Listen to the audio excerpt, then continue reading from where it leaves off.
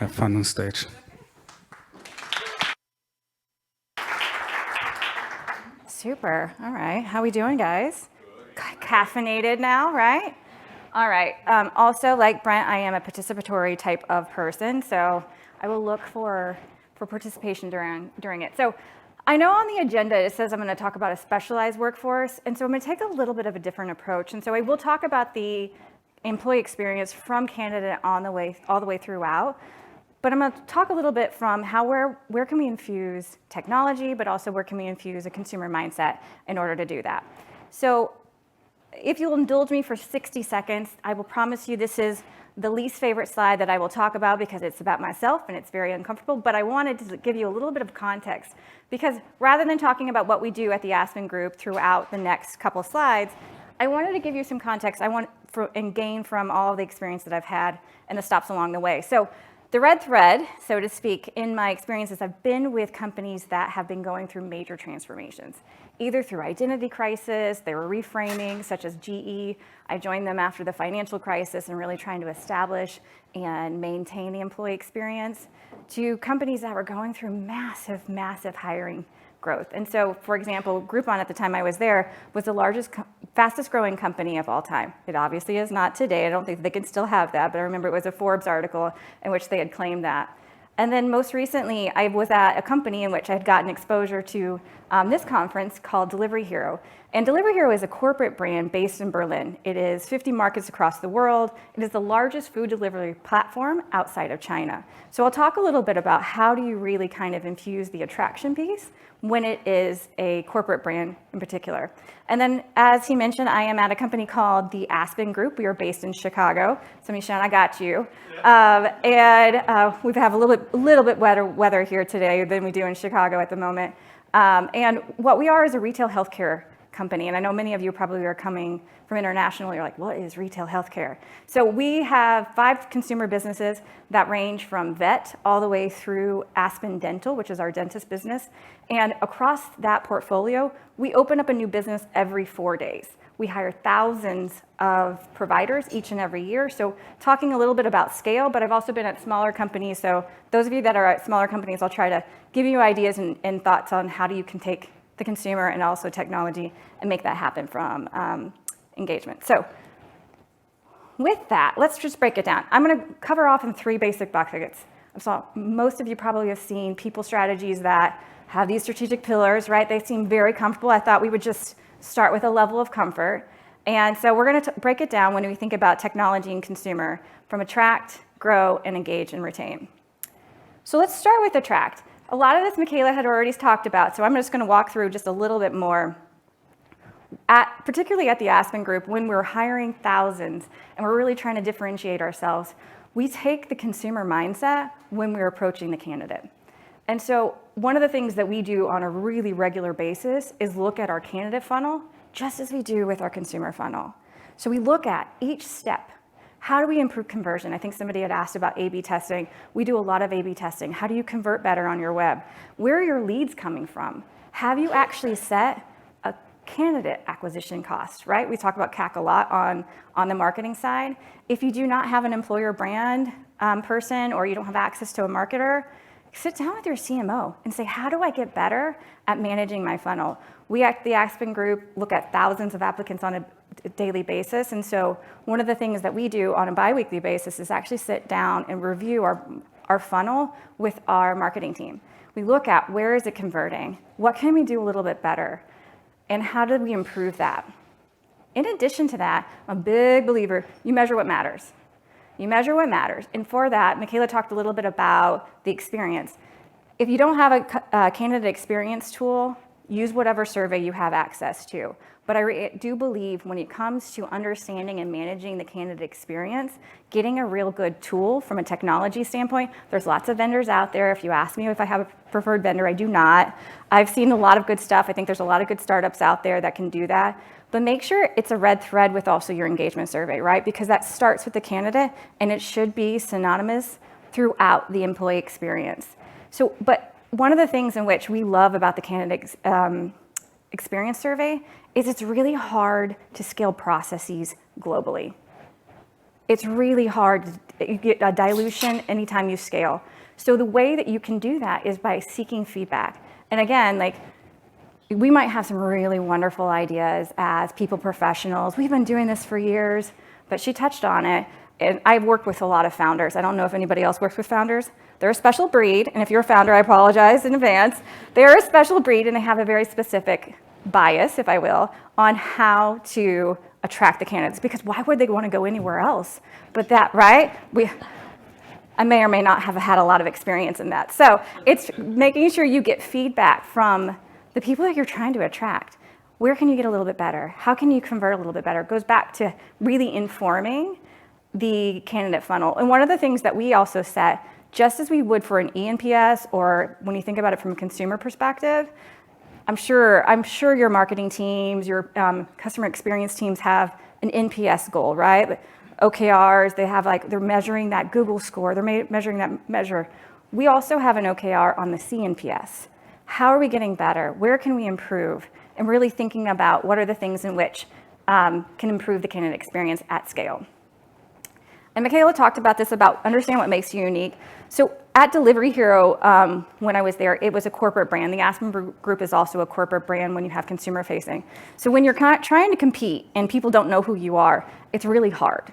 And at the time I was at Delivery Hero, it had just gone public. It's a Berlin-based company that just happens to be global, and had absolutely no people infrastructure. And we were trying to compete against the Spotifys, the Googles, the Facebook. And from a compensation perspective, if y'all have ever seen an offer that goes out from them, it's just hard. And then you just know that if you're going to try to scale, there's no way in order that you're going to compete against it. So identify what makes you unique. You can do that through EVP. There are a lot of people who can tell you how to do it, and there are a lot of influence on it. But I also think you can look internally, talk to your employees, like what keeps them there? What makes you unique, and how can you differentiate? And at Delivery Hero, it was really because we were at scaling, people had the opportunity for impact that they would have never gotten at a Google or a Facebook. So again, understand what makes you unique, and make sure you will communicate that to everybody who's in the whole candidate journey. So taking a quick step over to growth, we talked a little bit about that. You said it was the #1 driver for engagement. It's also the #1 reason why people leave. So on the flip side, in the lack thereof growth, you also need to think about how do you make sure it happens. I saw a report from Gartner, and it said, whatever your attrition rate was pre-pandemic, add 20 points. Does that resonate with anybody? Definitely resonated with us. I will say the Aspen Group, again, we have thousands of providers from vets to dentists, and we saw historic attrition last year. I mean, people who are leaving the industry altogether, right? They have spent years and years and years investing, and they were just done. They were just done. So not really understanding how did they continue to grow? How do they continue to find fulfillment? So one of the things that we're really proud of, and the thing that I think really makes sense, is investing in an LMS that helps personalize the experience. And I know that not everybody will have access to this, but there's also, again, a lot of technology out there that helps do this. And I think what often, and if any of you are L&D members, I apologize in advance, we create a lot of good content that nobody sees, right? A lot of great content. And then it just gets put over. You mentioned the links. It's like, we support through links. I totally understand that. I cringed on the inside a little bit, I have to admit. I was like, well, definitely guilty of that one. And so think about technology that helps personalize that experience. Just as consumer, right? You Google something, you search something, you say it out loud, and your phone hears you, right? And then the next thing you know, you're on social media and you're like, how did they know I needed that, right? And so a little bit different, but you can go on. There's a lot of LMS out there. One of the ones that we've invested in, you identify the things that you're interested in. It also takes in what is your skill set and what is your role. And then it curates that experience for you, curates the things that might be interesting to you. The other thing I find really interesting is that so often there is this barrier when it comes to growth. Because who you know, how you know, who actually knows you. We've talked a little bit about that and how we can do it at scale. So what we find is really important, particularly in a dispersed environment where we open up a new location every 4 days. We are all over the US. But you need to make sure it's accessible, and you got to bring the learning to them. And so we do that through a couple different ways. We heard a lot about virtual reality. We love that. Apparently that's like our new next thing, but it's helpful, particularly from an onboarding perspective, as we already heard.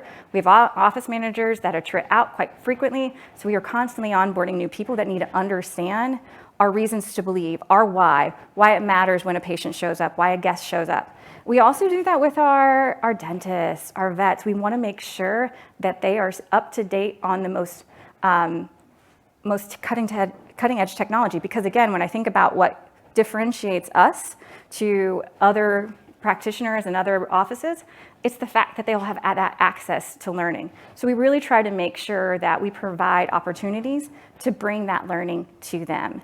And one of the ways you'll see this in the picture is those blue screens. It's this immersive learning experience where you really feel a very personalized connection. And we call it the Zoom room, but it is one of those that Harvard Business School uses, and it feels like it has that same connection that you would have like talking one-on-one, but you can do it at mass. And so really thinking about how do you, because often, I mean, I had the privilege of, when I was both at GE and Deloitte, Crotonville no longer exists, but I had the opportunity to visit Crotonville, and it was just this amazing mecca of learning. And then I also was at Deloitte when we launched Deloitte University. Again, it's a resort for learning, y'all. I mean, I can't tell you, you come back 5 pounds heavier, but it was worth it.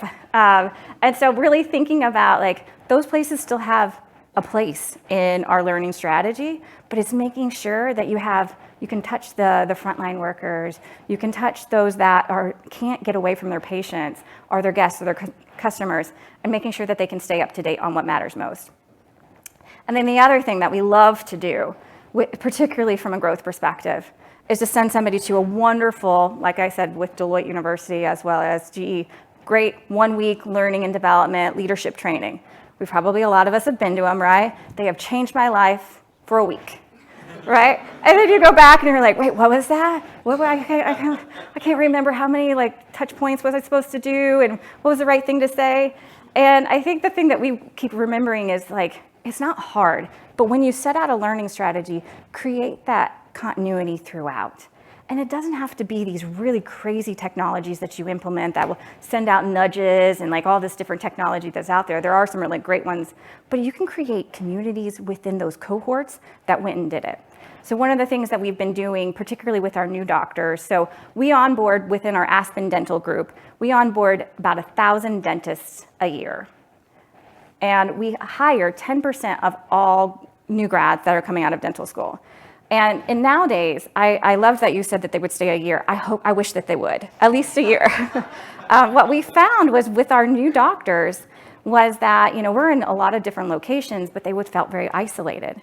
And they would come to Chicago, where we're based, and have this really great one and done learning onboarding experience. And then they would go out to Bemidji, Minnesota, which I've been told is a real place. I cannot verify it, but somebody might be able to. And then they would leave because they didn't feel connected, they didn't have that opportunity. So one of the things that we have been doing is creating just cohorts and using real basic technology as Teams or Slack or Facebook so that they have that continuity and continuous of that community. Because once you have that sense of connection, then you're gonna be more likely to do it. And then through that, we have been infusing little touch points on that of like, how do you stay? But on the new doctor journey, we took a one and done and created a 6-month process where we did both in person, but also virtual. So it created that balance of having that connection, but also that community. So making sure that we're matching both of meeting them where they're at, but also bringing them in for an immersive experience. And then lastly, when you think about it from an engage and retain, y'all, I don't have a silver bullet. And if anybody has it, I'd be happy to hand over the mic. But I think when it comes to engagement and retention, there's so much out there. And I have seen a lot of different stuff, as I'm sure you all have. And there's a lot of good information that people already talked about today. But I think, again, if you take the consumer and also technology lens on it, I think particularly on the listen often and respond to what matters most, I would bet that everybody in here has some sort of engagement strategy. You have a cadence in which you ask feedback. You have it maybe monthly, maybe quarterly, maybe biannually, depends. And there's lots of schools of thought on the cadence on that. But I think what I often have seen, and I've been responsible for it too, is as a people leader, we forget to take the wins. We forget to take, even if it's a 1% move, 2% move, we forget to take the wins and communicate on that. And I think when you think about it, of any of the consumer brands that you love or products that you use on a daily basis, you follow them on social, you see the press release, they are very good at telling you and shaping what you think of them. And I think when we think about it from an employee experience and branding, we should be no different. I'm not telling you to spam your people, right? I'm not telling you, we all know that that's the other side of it. But think about it. So sit down with your communications person if you don't have one dedicated to you. Think about the different channels, the mediums in which you can use. We have found really helpful as videos. People don't like to read anymore. I mean, I'm sure that probably resonates with a lot of people. People love videos. Thinking about different ways in which you can really meet them where that matters, but also tell them what is happening. What are you doing on their behalf? And as it's mentioned before, don't do things in a vacuum. One of my mantras that my team could tell you, I say all the time, don't make assumptions, ask, because we are so good, as we've already been saying before, as HR professionals, we know what people want. We know what they want. But I find so often, we also do this from a communication standpoint too, right? We know how to represent people, but we don't even ask the people who we're representing if it actually resonates. And so make sure that you're not doing things in a vacuum. And so when you're listening, listen to and respond to what matters most, incorporate them and co-create with them, but also make sure you're communicating. Take those wins, just as you would think on from a beloved consumer brand standpoint. And show up with authenticity. I'm a big Brené Brown fan. I don't know if anybody else is. We're a group of HR professionals. I would hope that there's a handful of here that likes that. So I'm a big believer. I think a lot of companies understood this through the pandemic of showing up authentically and also with vulnerability and understanding of communicating when you don't know what's happening. It's okay to say that. But there is no faster way to lose the trust of an employee is to say one thing and do another thing. And so I don't know if you guys are familiar with the Edelman's Trust Barometer. For anybody that are in communications, you probably have seen it. But it is one of those that they do out every year. Edelman's is a global communications company that I think is one of the largest out there. They do a trust barometer in which they survey thousands of people across the whole entire globe. And they identify where people get their information and where their sources of truth are. And over the last 3 years, the source of truth, which they believe more than anybody else, more than government, more than their church, more than the news, is their company. So know that. So when you show up authentically, that continues to build that trust. It continues to build that engagement, and they believe that you're going to show up in moments that matter. And then lastly, make it matter to them. I know this is obvious, but it's so often, I think, again, we create things in a vacuum. And these things can be very small. So one of the things at Delivery Hero I had, I really didn't expect to have the outcome that we did, was under my remit, I had the corporate social responsibility, CSR. I thought that I would probably just, improve our carbon footprint a little bit. My boss was, the CEO and founder is Swedish. For those of you who are European, you know that they're going to save the world from a planet perspective because they love the environment. So we had part of our CSR strategy was, of course, the carbon offsetting. But the other part of it was the social impact. I believe CSR should really be called social impact because I strongly believe that you can tie impact as how you show up in a business with engagement. It's directly correlated. So what we did was we created this whole giving back strategy, and we localized it. We had 50 markets, we had 25 brands, and we had a localized brand approach. So if you happen to be in Latin America, our brand was Peridosia or Glovo. If you happen to be in Asia, it's Food Panda. And what we did was we created a giving back champion in each of our regions and localized it, like what matters. And then we rallied the employees. We gave them back to them. We empowered them. How do you want to show up? How do you want to give back? And I will tell you, each of it was a localized approach, but the improvement engagement was 10 points. I mean, almost quarter over quarter, it was 10 points. And if you can tell me another way to move it 10 points, I'm here for it. I will again hand over the mic to you, but don't underestimate how you show up as a company with engagement. And I think we so often, CSR sits in marketing because it's a marketing ploy, right? That goes back to the authenticity, because we do things because we're supposed to, right? CSR is part of ESG. I apologize if I'm offending anybody. I have a strong opinion on this, but we do things because we're told to do, not because we want to. And I think as a company, if you can show up to your employees on things that matter to them and also seek that, and then show up authentically, the impact that you can have on engagement is incredible. So if you have an opportunity, if you don't happen to do a CSR strategy or social impact strategy, ask for it. I think often D&I gets kind of looped in there as well, which I find this should be a separate thing unto itself. But I do think it's an opportunity for people in general to really think about how we can improve engagement and retention. So with that, y'all, I hope you can think, I mean, if anything, I hope I can spark just how you think about your people strategy.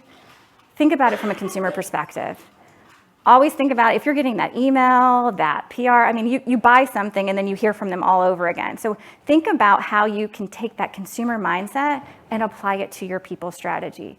And really think about what are the things in which you can enable that through technology. And it doesn't have to be a massive investment. I mean, we recently just changed the way that we do offer letters, and it was a very, very small investment. We issue a lot of offer letters, as you can probably imagine, and we wanted to make it a little bit more personalized. There's a lot of technology out there that is accessible, that through API, big believer of it, that you can easily integrate it with your overall process to make it a personalized approach. So if anything, hopefully you take a step back, think about what is my people strategy, how do I make it matter, and how do I think about that from a consumer lens across the three major buckets of attract, grow, and engage and retain. So with that, I will take any questions. Thank you.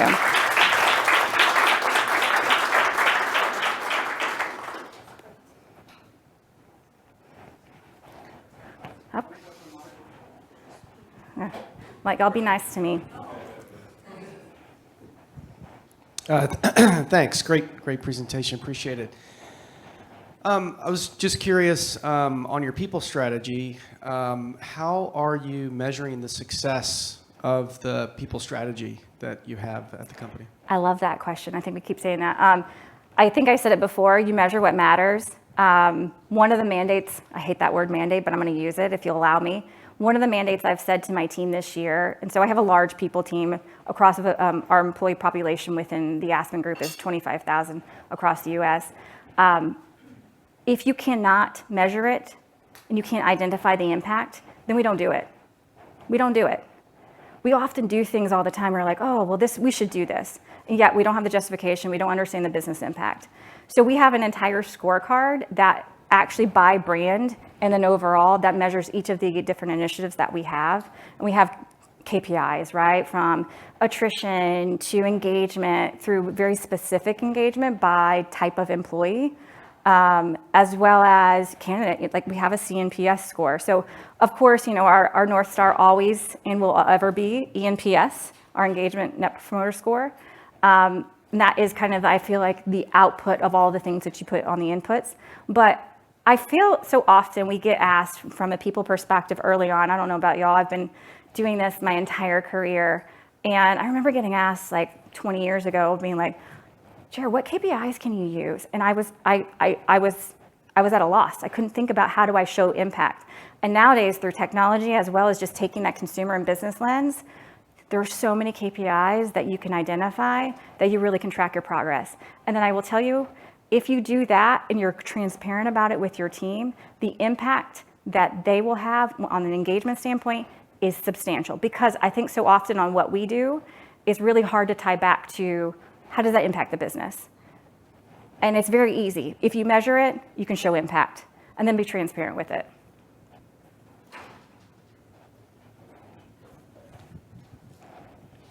Hey, great presentation. Thank you for sharing. I'm just curious, this is like a detail, Okay. but I was really surprised to hear that you guys hire, you said 10%? 10%. Of all dental school graduates. Correct. That's pretty wild. It sounds like you have challenges with retention. I'm just curious, is that deliberate? Like, in other words, do you just sort of accept, hey, we're going to have them for the start of their career, then they're going to want to open their own practice, and we can't really compete with that. Yeah. Or are you taking steps to amend that? Everything is a choice, but sometimes it is one in which it is done without thought. So I'm gonna qualify that again or like expound on it. And so prior to last year, so I've only been there for a year, January of 2022 I joined, there had been no talk about retention. Never. I'm sharing our dirty laundry. I hope y'all, we're all friends here, so hopefully we'll keep it here. And it was just dumbfounding to me because I find them bookends, right? Attraction and retention, those are bookends. And it's just, they're basics. And for whatever reason, they had this bias that, well, the good ones will stay.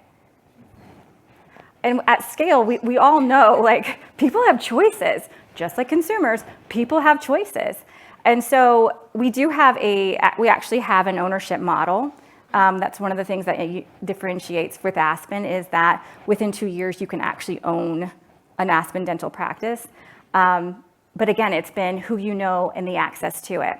So it's making sure that we're creating those moments that matter and those touch points that are more frequently to keep that retention. So it wasn't deliberate. I will tell you, it's not deliberate. In fact, we love them to stay. And I have some things in part of our strategy to actually create that continuity. But it had been deliberately missed before, which is just fascinating to me. But anyways, been very transparent with my boss on that one. Again, he may or may not be a founder, but again, we're all friends here.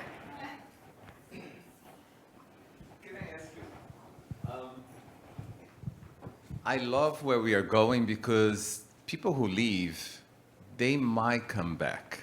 Mm-hmm. Do you have a strategy to attract boomerangs? For sure. And that goes back to the candidate funnel, right? I mean, so a massive percentage of that funnel are either boomerangs or people who had been in that process.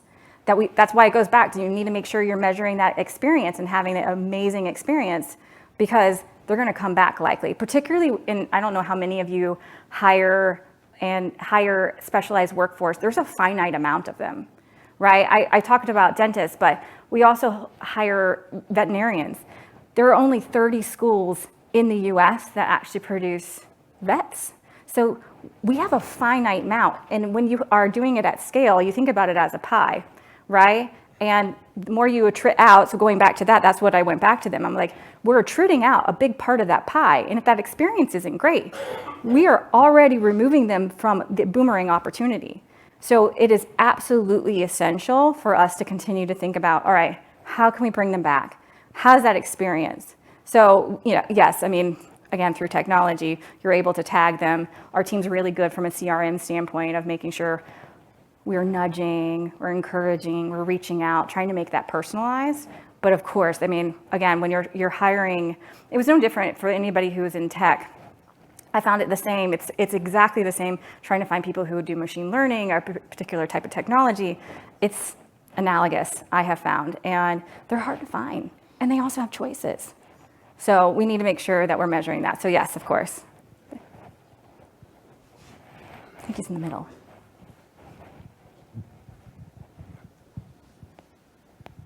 Thank you very much. Very interesting presentation.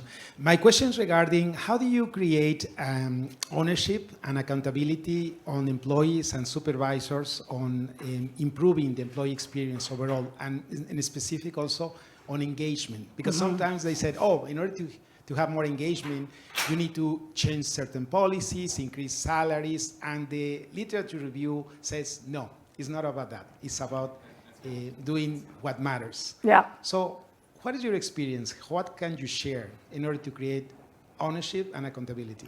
It's a great question. I think I'm going to bifurcate that. Those who, I will say, you talked about management and leadership. One of the fastest ways, I'm going to answer your question in a minute, but the fastest way to improve a culture is through your line managers. It's not through the C-level, it's through your line managers. So you want them to be able to articulate your reasons to believe, your why, your purpose, your values. You start with them. And so that kind of answers my question that if engagement matters to you, you tell them, and you also make it matter to them. And so from a performance management process, you evaluate them on that too, right? Be like, you know what? your output's really great. But as I look at your team engagement score, man, like it's really one of the bottom 25%. So overall, you're not actually even to meet the expectation. You have to be able to drive that narrative and measure and also hold people accountable to what we think matters. And again, I have a little bit of a, I think it's really great for what we do because our people are our product. And so you cannot do what we do without people. And that way we have to hold our managers accountable. And our managers are sometimes dentists, sometimes vets that are, I'm gonna say it, okay? They're not necessarily the best leaders, right? They didn't go to school to be leaders. A lot of us went to business school. We're taught how to actually do this, believe it or not. I think I took a class or two on how to do this, but they didn't, right? They didn't. And so really helping them understand what matters and the why, that's how you do it. And then the employees, I find it really fascinating that we don't ask employees more. They love to co-create. They'll tell you all the things. The amount of comments, so we implemented a survey. I used the same engagement survey at Delivery Hero that I do at the Aspen group. They didn't have a comment option before. The first time we did it, I mean, 50,000 comments. 50,000 comments. And so they want to be heard. So then you create that listening strategy where you get that insight. So they're looking to co-create. I think that they want to be at a place where they're proud of. They want to be a place where they want to thrive. And I think when you put the ownership and allow them, not put, but allow them to help co-create, it's just a different environment. Yeah, absolutely. Thank you.